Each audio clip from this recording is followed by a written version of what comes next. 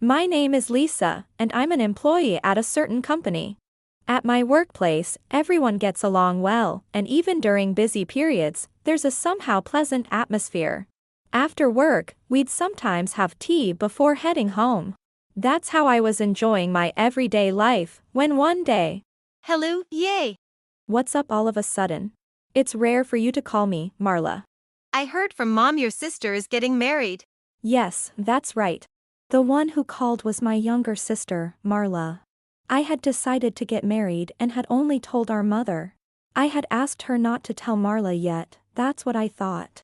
Getting married is such a happy thing, isn't it? I'll make sure to greet everyone properly when I visit your new home. Huh? Greet. I heard they're coming for a meet and greet. That's what I mean. You have to wait until I get there, absolutely. Well, that's easy to say, but my fiancé is a busy person, so waiting might be difficult. Is he maybe a business owner or something? Then I want to meet him even more, so you have to wait. Are you understanding what I'm saying? So, that means you'll let me meet him, right? Thanks in advance. Marla has always been quite selfish. Because of this, I didn't really want her to meet my fiancé. Then, the day of the meet and greet arrived. I'm back. Hey, where's your fiancé? He's already gone home. Why didn't you make him stay? I told you over the phone that he's a busy person, right? Maybe he's still around here somewhere. I'm going to look for him. No, it's been over 30 minutes since he left. Even so, I'll go look for him. I'm off. I had hurried the meet and greet because Marla had contacted me during it. I arranged for my fiancé to leave early to avoid meeting Marla. And when I was about to leave the house, I didn't see anyone who looked like your fiancé. That's because I told you at the beginning, remember? I even dressed up all fancy for today. What? You probably sent him home early on purpose because if he saw cute little me, he would have fallen for me instead. Isn't that just sneaky? What are you even talking about? Running away from a competition is cowardly. I really don't understand what you're saying. Because, you know, I was going to make your fiancé fall for my charm and then I was planning to take him for myself. You mean, you were trying to steal him? Don't put it in such a bad way. It's just that if he chose me, it can't be helped, right? You haven't changed at all since we were kids. Well, I've always been cute, right? Oh. So, give me your fiancé's contact details. Like I would give that to you after what you've said. I'm going home now. Despite her being my sister, I could not understand her way of thinking at all. Furthermore, Marla even tried to get my fiancé's contact information by reaching out to my friends. Some time passed after that. Hello? It's been a while, big sis. Yes, it has been a while, but what's up? You know, I'm really sorry about this, but... Sorry for what, Marla? You didn't do something strange again, did you? Like selling something from our parents' house on a flea market app? I wouldn't do that. But you did that before and got in huge trouble with Mom. But if it's not that, then what do you mean by saying sorry? Actually, I stole your fiancé. Excuse me. Well, it turns out I was more attractive as a woman, so it's just natural, right? It can't be helped. It's your loss for being the lesser woman. This isn't about winning or losing, Marla. You took my fiancé. How did you even get his contact information? That's the result of my hard work, so I'm not telling. Well, you don't have to tell me, but Marla. Oh. By the way, I'm already pregnant. It's so thrilling. I suddenly feel like I'm going to be a mom. What did you just say? Huh? I said I'm pregnant. It's like I, the younger sister, always get to be happy first, sorry. What? So, that's the situation. You should break up with your fiancé formally and quickly. I hadn't heard from Marla since we met at our parents' house, and then suddenly I got this message from her. My mind was filled with question marks because Marla seemed to have a big misunderstanding. Well, congratulations on that, but, you know I'm on my honeymoon right now, right? What? Honeymoon? You mean you got married? Who did you marry? I married my fiancé, who's now my husband. We're in the middle of our honeymoon right now. That can't be true. Because Oliver, your fiancé, is supposed to come to my house soon. He can't be on a trip with you. Huh? Oliver? Hello there. This is Noah, Lisa's husband. I don't know if you're her sister or who you are, but I'm the one who's going to make Lisa the happiest in the world. Wait, who are you? Hey, sis. Who is this guy?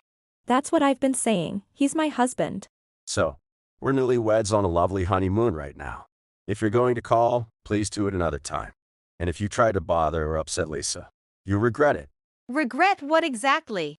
Sorry, guess that's just how it was meant to be. So, we're pretty busy with various things. Then, Marla. Marla seemed quite perplexed by my words over the phone. My fiancé is Noah, so the person with Marla was obviously someone else. I decided to stop paying attention to Marla and continued enjoying my honeymoon. Meanwhile, at Marla's place. After the phone call ended, the person Marla had called walked into her room. That person was... Sorry about that. I've been caught. What? My wife found out about my affair. My wife is a fearsome woman, feared even by gangs.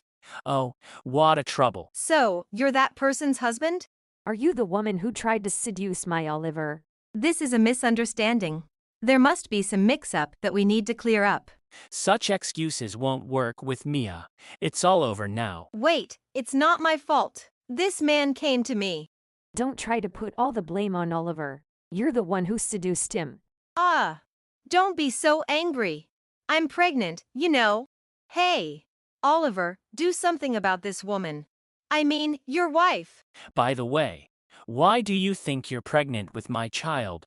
All I did was carry you home when you were dead drunk. What? What are you talking about now? That's just a misunderstanding. Your pregnancy is just imaginary.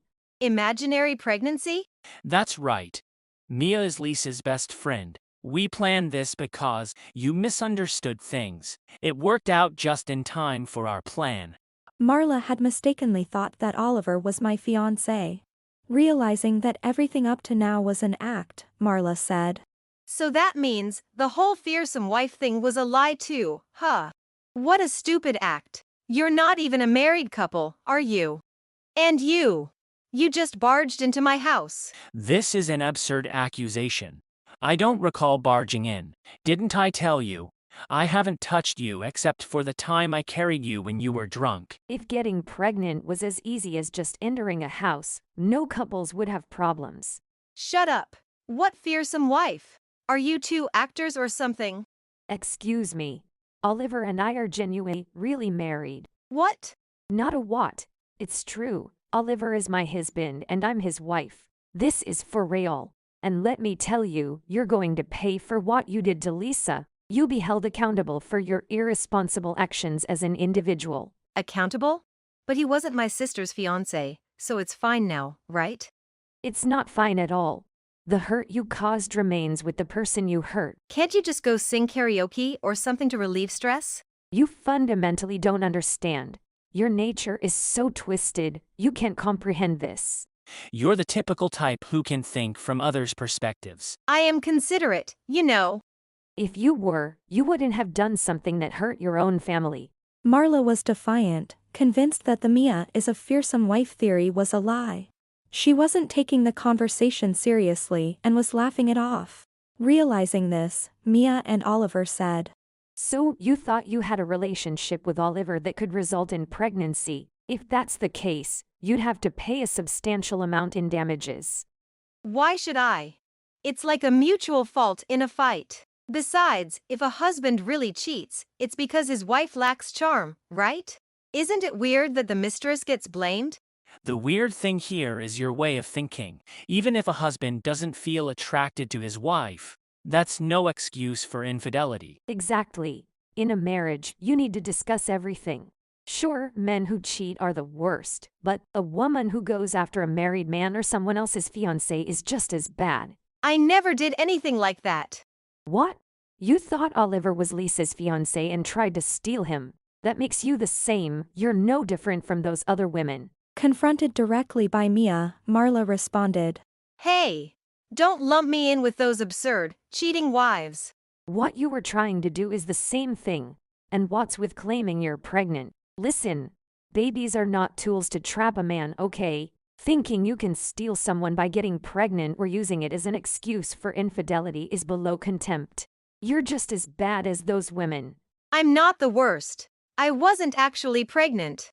But you just called Lisa, bragging about stealing her man and being pregnant, laughing about it. If the roles were reversed, would you just laugh it off and forgive? Of course I wouldn't forgive that. Then don't do to others what you can't forgive yourself. It's common sense not to do to others what you wouldn't want done to you. Lisa is a kind sister, right? You've become like this because you took her kindness for granted and spoiled yourself too much, didn't you? Lisa rarely gets angry, but at least she's your sister. When you did something wrong, didn't she always scold you? It's just annoying to be lectured by family. That's the same in any family, right? You're the same. Even if it's annoying, when you calm down later, you realize you were wrong. That's how you reflect and avoid being scolded for the same thing as a child. Even elementary school kids reflect when scolded by their parents. You're just too hopeless. To Mia and Oliver, Marla's words sounded like nothing but nonsense. Indeed, it was true that Marla had attempted to steal my fiancé using a false pregnancy as a shield. Realizing that any words were wasted on the carefree Marla, Mia said, Out enough already. If you were someone who could understand through conversation, Lisa said it would be fine just to talk to you and have you reflect on your actions.